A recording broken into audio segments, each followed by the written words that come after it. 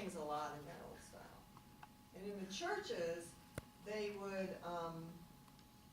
everybody would sing in unison or in octaves. They didn't sing in harmony. And they, the preacher or the elder or whoever would line out the hymn, kind of chant out the lines like, I saw a traveling creature in a far off distant land, and then I saw a traveling creature, and then you go on and line it out. So they didn't need to use books, they just followed the preacher's.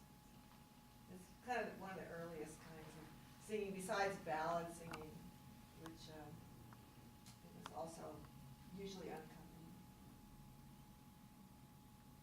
Right, no harmony. Yeah, no harmony.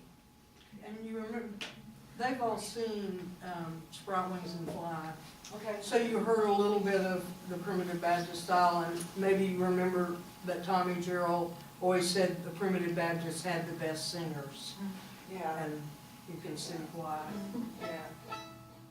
And of course, he did a little bit of that, When Sorrows Encompass Me Around, that movie, which he did with a fiddle, but was originally an unaccompanied song.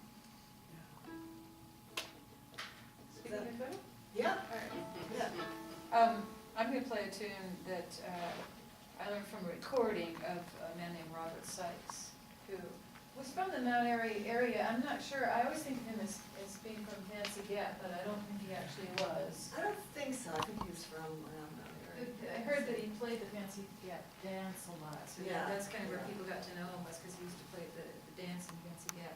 And I was picking this tune, well, because it's not too hard for me to get started on. And also, it's, a lot of fiddling is CC asked us to do something that was unaccompanied, and a lot of fiddling is unaccompanied because it's just something that you do by yourself. But often the fiddlers, especially if they're way back in the hollers, and the more they play by themselves, the crooker the tunes get.